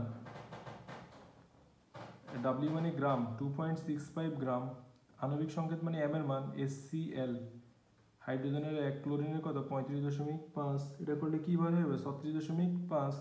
এখানে কার মান নাই S ইকুয়াল টু হোয়াট, তাহলে আমাদের S ইকুয়াল টু কি W গুণ 1000 ডিভাইড বাই কি MB। W মানে কত গ্রাম 2.65 গ্রাম ইন্টু 1000, M মানে আণবিক ভর 36.5 ইন্টু বির মান কত, এখানে বির মান আছে তোমার 100। এখন ক্যালকুলেশন করলে যেটা পারবে S এর একক কি মোল, S এর একক কি মোল, এটা করলে তোমাদের হয়ে যাবে। এখন এই অঙ্কটা দেখো, এই অঙ্কটা অনেকে পারে না, লিটার দেওয়া আছে আমাদের এখানে, বির একক আমরা সবসময় নিতে হবে মিলিলিটারে, তাহলে বির মান হবে 2 লিটার, যেহেতু আছে লিটার থেকে মিলিলিটার নিলে কত দ্বারা গুণ করতে হবে 1000 দ্বারা গুণ, তাহলে 2000 মিলিলিটার। আশা করি এই অঙ্কটা তোমরা কি সবাই বুঝতে পারছো এই নিয়মগুলো। এখন তোমরা এই নিয়মের পরে যদি আমরা পরে নিয়মে যাই, শতকরা সংগতি, শতকরা সংগতি তোমরা সবাই পারো। ধরো আমরা যদি পানির শতকরা সংগতি দেখাই H2O, H2O এর শতকরা সংগতি, প্রথমে H2O এর আণবিক ভর বের করব। কি করবা H2O এর আণবিক ভর বের করার পরে যতটুকু বের হবে, ধরো আমরা যদি H2O এর আণবিক ভর বের করি, H2O আণবিক ভর কত 18, যদি হাইড্রোজেনের শতকরা সংযুতি বের করি, হাইড্রোজেনের শতকরা সংযুতি, হাইড্রোজেনের কত আছে 1 গুণ হাইড্রোজেন 2টা, এর জন্য 2, শতকরার কারণে কত দিতে হয় 100, আণবিক ভর ওভারঅল কত 18, যত বের হয়। অক্সিজেনের শতকরা সংযুতি, অক্সিজেন কত 16, শতকরার কারণে কত হয় 100, আণবিক ভর কত 18, যত বের হয়। তাহলে আশা করি তোমরা শতকরা সংগতি বুঝতে পারছো। এবার স্থূল সংকেত, আমাদের ভিডিও দেওয়া আছে স্থূল সংকেতের, ভিডিওটা দেখলে স্থূল সংকেতের অঙ্কগুলো আশা করি তোমরা কি পারবা। স্থূল সংকেত কিভাবে নির্ণয় করতে হয়, আণবিক সংকেত কিভাবে নির্ণয় করতে হয়, ক্যালকুলেটর স্থূল সংকেত কিভাবে নির্ণয় করতে, আশা করি তোমরা কি পারবা। এখন যদি আমরা আমাদের পরবর্তী কোশ্চেনটা দেখি, এখানে আমাদের আর এত আহামরি কোশ্চেন নাই, যেগুলো তোমাদের পরীক্ষা আসবে ওগুলো সবগুলো দেওয়া হয়েছে। আর লিমিটিং বিক্রিয়ক, যাতে বিক্রিয়া শেষে অবশিষ্ট থাকে না তাকে কি বলা হয় লিমিটিং বিক্রিয়ক, যে বিক্রিয়া শেষে অবশিষ্ট থাকে না তাকে কি বলা হয় লিমিটিং বিক্রিয়ক।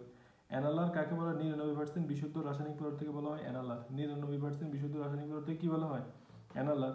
অ্যানালার করার জন্য, বিশুদ্ধ করার জন্য ক্যালাসন পদ্ধতি রয়েছে, পাতন পদ্ধতি রয়েছে, আংশিক পাতন, ক্রোমাটোগ্রাফি ইত্যাদি ব্যবহার করা হয়। আশা করি এতটুকু তোমরা বুঝতে পারছো। এখন যদি এটা হচ্ছে ইন্টারে পড়া, যখনও আবার যদি পরীক্ষায় চলে আসে, যেহেতু পরীক্ষার মধ্যে অনেক সময় মানে আনকমন কোশ্চেন আসে, প্রাইমারি স্ট্যান্ডার্ড পদার্থ কারে বলা হয়, প্রাইমারি স্ট্যান্ডার্ড পদার্থ, প্রাইমারি স্ট্যান্ডার্ড পদার্থ যেটা বসে সি আর থাকবো, সি বা সি আর থাকলে দেখো কী থাকবে প্রাইমারি স্ট্যান্ডার্ড। আমি লিখলাম ধরো Na2CO3 অথবা K2Cr2O7, এগুলো সব হলো প্রাইমারি স্ট্যান্ডার্ড পদার্থ। আর সেকেন্ডারি স্ট্যান্ডার্ড পদার্থ লিখলাম ধরো NaCl, অথবা কি লেখা যায় K2, ধরো KMnO4 লিখলাম। এখানে কিন্তু সিও নাই সিআরও নাই, তাহলে হলে কি প্রাইমারি স্ট্যান্ডার্ড পদার্থ নয়, এগুলো কি সেকেন্ডারি স্ট্যান্ডার্ড পদার্থ। আশা করি তোমরা কি বুঝতে পারছো, এটা কি সেকেন্ডারি, সেকেন্ডারি স্ট্যান্ডার্ড পদার্থ। এই অধ্যায়ের মধ্যে আরও একটা জিনিস আছে ব্লু ভিট্রিয়ল। ব্লু ভিট্রিয়ল মানে কি তুতের সংকেত। তুতের সংকেত কি CuSO4 5 molecules of water। আর এটা যদি আমরা বলি তাহলে কি হয় copper sulphate pentahydrate. Copper sulphate pentahydrate. খাবারের লবণের বর্ণ সাদা। খাবারের লবণের সংকেত কি সবাই জানি আমরা NaCl। খাবার লবণের বর্ণ কেমন সাদা। আর তুতের বর্ণ কেমন, তুতের বর্ণ হলো নীল। তুতের বর্ণ কেমন নীল। এবার এটা যদি আমরা MCQ প্র্যাকটিস করি, এর দ্বারা MCQ দেখো প্রমাণ অবস্থায় 2 গ্রাম হাইড্রোজেন গ্যাসের আয়তন কত। তাহলে আমাদের 2 গ্রাম মানে W এর মান 2 গ্রাম দেওয়া আছে। হাইড্রোজেন মানে হলো আণবিক ভর M এর মান। হাইড্রোজেন সংকেত কি H2। তাহলে 1 গুণ 2 সমান কত হয় 2। গ্যাসের আয়তন মানে কার মান B ইকুয়াল টু হোয়াট। আমাদের সূত্র কি B by 22.4 equal to W by M। আয়তন মানে ভির মান W গুণ 22.4 ডিভাইড বাই কি হবে M। তাহলে W কত দেওয়া আছে 2 গ্রাম। 22.4 আণবিক ভর, M এর আণবিক ভর কত 2। এখন আমাদের এখানে কত বের হয় 22.4। আশা করি সবাই এটা বুঝতে পারছো 22.4 লিটার। এখন ক্যালসিয়াম ফসফেট দেখো, ক্যালসিয়াম আর একটা ফসফেট PO4। ক্যালসিয়াম হচ্ছে 2+ আর ফসফেট হচ্ছে কি 3-। এতে দ্বারা 3 কে দিব, এতে দ্বারা কোকে দিব 2টা। তাহলে Ca3PO4 হোল ব্র্যাকেট কত হবে 2। আশা করি এই সংকেতটা তোমরা বুঝতে পারো। এটা পঞ্চম অধ্যায়ের মধ্যে তোমাদের দেওয়া ছিল। ক্লোরিনের পরমাণুর সংখ্যা আশা করি এটা তোমরা এখন নিজে নিজে পারবা। কি অবশিষ্ট থাকে এটাও পারবে। এটার উত্তর ধরো যদি ক্লোরিনটা করো তাহলে পরমাণু কি বের হবে 1.27 × 10⁻²4। অবশিষ্ট থাকলে ক্ষেত্রে করলে বের হবে 1.44 × 1.44 মোল H2। এখন অ্যামোনিয়া গ্যাসের আয়তন, অ্যামোনিয়ার সংকেত কি NH3। 17 গ্রাম W এর মান। আয়তন মানে বীর মান। এটা হচ্ছে আমাদের 1 নম্বরের মতো। কত নম্বরের মতো 1 নম্বর। তোমরা নিজেরাই করে নিও। অণুর সংখ্যা, অণুর সংখ্যা সূত্র আমরা লিখছিলাম W বাই M গুণ Na। W বাই M গুণ Na। W মানে কত গ্রাম 10 গ্রাম। M মানে আণবিক ভর। ক্যালসিয়াম কার্বনেটের আণবিক ভর কত আমরা জানি 100। N এর মান কত 6.023 × 10⁻23। এটা যদি আমরা ক্যালকুলেশন করি তাহলে কি বের হবে 6.02 × 10⁻22। 6.02 × 10⁻22। আশা করি তোমরা এটা করলে এটাই বের হবে। অধ্যায় 6 আশা করি তোমাদের কারো কোনো সমস্যা থাকার কথা না। আমরা অধ্যায় 7 এর কথা চিন্তা করি। রাসায়নিক বিক্রিয়া অধ্যায় 7। অধ্যায় 7 এর মধ্যে অনেক ধরনের বিক্রিয়া আছে। প্রথমে আমরা রাসায়নিক বিক্রিয়াকে 2 ভাগে ভাগ করি। একটা হচ্ছে একমুখী বিক্রিয়া, আরটা কি উভমুখী বিক্রিয়া। যখন বিক্রিয়ক উৎপাদে পরিণত হয় কিন্তু উৎপাদ বিক্রিয়কে পরিণত হয় না তখন তাকে বলা হয় একমুখী বিক্রিয়া। আর উভমুখী বিক্রিয়া কারে কয় যখন বিক্রিয়ক উৎপাদে পরিণত হবে আবার উৎপাদও বিক্রিয়কে পরিণত হয় তখন তাকে বলা হয় উভমুখী বিক্রিয়া। আশা করি তোমরা সবাই এতটুকু বুঝতে পারছো। এখন যদি রাসায়নিক বিক্রিয়াকে আবার 2 ভাগে ভাগ করা হয় তাপের শোষণ এবং তাপ গ্রহণের উপর ভিত্তি করে। কিসের ভিত্তিতে তাপ গ্রহণ এবং তাপ শোষণের ভিত্তিতে। একটা হচ্ছে তাপ উৎপাদী আর একটা কি তাপ হারি বিক্রিয়া। একটা কি তাপ উৎপাদী আর একটা তাপ হারি বিক্রিয়া। তাপ উৎপাদী ও তাপ হারি বিক্রিয়া। এখানে N2 এর সাথে 3H2 বিক্রিয়া করে কি হবে NH3। N2 এর সাথে 3H2 বিক্রিয়া করে কি হবে NH3। NH3 তাহলে এখানে প্রভাবক হিসেবে কাজ করে Fe। প্রভাবক প্রভাবক হিসেবে কাজ করে কি Fe। অ্যাটমসফিয়ার, অ্যাটমসফিয়ারটা কি চাপ আর এটা কি তাপমাত্রা। এটা কি তাপমাত্রা আর এটা আমাদের কি ΔH এর মান। ΔH এর মান কত -92 কিলোজুল। তাপহারী বিক্রিয়ার ক্ষেত্রে তাপ কত ΔH এর মান হচ্ছে 180 কিলোজুল। এটা অনেক ইম্পর্টেন্ট। তাপ উৎপাদী আর তাপহারী এটা তোমরা ভালো করে দেখে নিতে পারো। আর রেডক্স বিক্রিয়া তো আশা করি তোমরা সবাই জানো। এখন এই জারণ মান নির্ণয়, জারণ মান নির্ণয় তোমরা সবাই এগুলো মুখস্থ করো। আমরা জানি মুক্ত মোল, মুক্ত মোলের জারণ মান কত 0। মুক্ত মোলের জারণ মান কত একটা ফেজ। মুক্ত মোলের জারণ মান কত 0। আর ক্ষার ধাতু জারণ মান হচ্ছে +1। মিথ্যা ধাতু জারণ মান কত +2। হ্যালোজেনের জারণ মান কত -1। নিষ্ক্রিয় গ্যাসের জারণ মান কত 0। এখন আমরা যদি একটা জারণ মান বের করে দেখো K2 Cr2O7। এখানে ক্রোমিয়ামের জারণ মান বের করুন। কার জারণ মান ক্রোমিয়ামের জারণ মান। দেখো কিভাবে বের করে +1 গুণ 2 ক্রোমিয়ামেরটা আমরা যেহেতু বের করবো x গুণ 2 অক্সিজেনের কত -2 গুণ 7 ইকুয়াল টু কি 0। 2 + 2x -7 গুণা কত 14 2x - 12 ইকুয়াল টু 0, তাহলে 2x ইকুয়াল টু কত হয় 12, তাহলে x ইকুয়াল টু কি হয় 12/2, x ইকুয়াল টু কত 6। আশা করি বুঝতে পারছি। এখন যদি আমরা আরেকটা করি SO4 2-, তাহলে সালফারের জারণ মান কীভাবে বের করে, তাহলে সালফারটা যেহেতু বের করবো তাহলে x প্লাস অক্সিজেনের কত -2, নিচে থাকলে কী হয় গুণ, কত দেওয়া আছে -2, -4 দুগুণে কত হবে 8 ইকুয়াল টু কি -2, -2 দিকে কী হয় প্লাস, 8 থেকে 2 গেলে কত থাকবে 6। আশা করি এই জারণ মানগুলো বের করতে পারবো। এখন আমাদের যদি H2SO4 এর জারণ মানও কি +6, আর একটা আছে KMnO4, এটা জারণ মান কত +7। এগুলো তোমাদের বেশি আসে পরীক্ষা, আমি যেগুলো লিখছি এগুলো কি সবচেয়ে বেশি। আর একটা হচ্ছে Na2H2O3, এটা জারণ মান কি +2.5। আশা করি তোমরা এগুলো কি মুখস্থ করে নিবা বা অঙ্ক করে প্র্যাকটিস করবো। এই জারণ মান তোমাদের অনেকগুলো দেওয়া আছে। KMnO4 হচ্ছে +7, H2SO4 কত +6, K2Cr2O7 কত আমরা জানি, K2Cr2O7 হচ্ছে +6, Na2H2O3 টা যদি আমরা করি দেখো কি বের হয়, সোডিয়ামের +1 গুণ 2, সালফারেরটা আমরা x ধরতে হবে যেহেতু এটার মান বের করতে হবে, অক্সিজেনের -2 গুণ কত 3, তাহলে 2 + 2x -3 দুগুণে কত হয় 6, তাহলে 2x - 4 = 0, তাহলে 2x = 4, তাহলে x = কত দাঁড়ায় 4 দিয়ে 2 ভাগ দিলে কত হয় 2। আশা করি জারণ মান বুঝছো। নিষ্ক্রিয় গ্যাসের জারণ মান আমরা সবাই জানি 0। এখন জারণ বিজারণ বিক্রিয়া যৌগপদ ব্যবহার ঘটে। এখানে হলো জারণ মানে কি সারণ, জারণ মানে কি সারণ, সারণ মানে কি ইলেকট্রন ত্যাগ করা, ত্যাগ করা মানে কি দান করা। আর যে ব্যক্তি ইলেকট্রন গ্রহণ করে, গ্রহণ মানে কি ইলেকট্রন নিজের দিকে নিয়ে আসা, এটা কি বলা হয় বিজারণ। জারণ আর বিজারক এক কথা, জারণ আর কি এক কথা বিজারক, আর বিজারণ আর জারক এক কথা। উভয় হিসাবে কাজ করে, জারক আর বিজারক অথবা জারণ আর বিজারণ উভয় হিসাবে কাজ করে কে Fe2+, জারণ আর বিজারণ উভয় হিসাবে কাজ করে। জারণ বিজারণ উভয় বিক্রিয়া ঘটে 4টা বিক্রিয়ার মধ্যে, এগুলোকে জারণ বিজারণ বিক্রিয়া বলা হয়। আবার এতে সংযোজন বিক্রিয়া বলা হয়, বিয়োজন, প্রতিস্থাপন, দহন। আমরা যদি সংযোজন বিক্রিয়াটা বুঝাই, ধরো আমরা লিখলাম, ধরো যে কোনো একটা বিক্রিয়া লিখলাম, ধরো Ca+O2 ইকুয়াল কি হলো CaO, এটা একটি সংযোজন বিক্রিয়া। এটা কি বিক্রিয়া সংযোজন বিক্রিয়া। সংযোজন বিক্রিয়ার আরেকটা নাম হচ্ছে সংশ্লেষণ বিক্রিয়া। যখন মৌলিক পদার্থের মধ্যে বিক্রিয়া ঘটে তখন তাকে বলা হয় সংশ্লেষণ বিক্রিয়া। আর সংযোজন বিক্রিয়া ধরো আমি লিখলাম CaO + CO2 সমান কি দাঁড়াইতেছে CaCO3, এটা কি বিক্রিয়া সংযোজন বিক্রিয়া। আর বিয়োজন কারক যখন একটাকে ভাঙলে দুইটা উৎপন্ন হয় তখন তাকে কি বলা হয় বিয়োজন বিক্রিয়া। প্রতিস্থাপন কারক ধরো একটা বিক্রিয়া লিখলাম Zn + H2SO4, তাহলে আমাদের কি দাঁড়াইতেছে ZnSO4 + H2, তাহলে এটা কি বিক্রিয়া, এটা হলো আমাদের প্রতিস্থাপন বিক্রিয়া। দহন কারক হয় অক্সিজেনকে পোড়ালে যে বিক্রিয়া হয়, যে অক্সাইড উৎপন্ন হয় তাকে কি বলা হয় দহন বিক্রিয়া। আশা করি এই 4টা বিক্রিয়া বুঝছো। জারণ বিজারণ বিক্রিয়া এই 4টাকে বলা হয় জারণ বিজারণ বিক্রিয়া। আর জারণ বিজারণ যা, সংযোজন বিক্রিয়া তা, সংযোজন বিক্রিয়া যা হয় বিয়োজন বিক্রিয়া তা, প্রতিস্থাপন বিক্রিয়া যা, এটাই জারণ বিজারণ বিক্রিয়া। আশা করি তোমরা এগুলো বুঝছো। এগুলো তোমাদের সুবিধার্থে প্রত্যেকটা লাইন সুন্দর করে দাগ দেওয়া আছে, তোমরা এগুলো স্ক্রিনশট দিয়ে রাখতে পারো।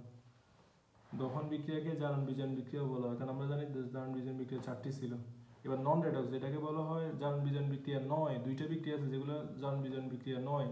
সেই 2টি বিক্রিয়া কি প্রশমন বিক্রিয়া আরটা কি অধঃক্ষেপণ বিক্রিয়া। কি কি বিক্রিয়া প্রশমন বিক্রিয়া, অধঃক্ষেপণ বিক্রিয়া। প্রশমন বিক্রিয়া কারা হয় অ্যাসিড আর ক্ষারের বিক্রিয়া যদি লবণ আর পানি উৎপন্ন হয়, অ্যাসিড আর ক্ষারের বিক্রিয়া যদি কি উৎপন্ন লবণ আর পানি উৎপন্ন হয় তখন তাকে কি বলা হয় প্রশমন বিক্রিয়া।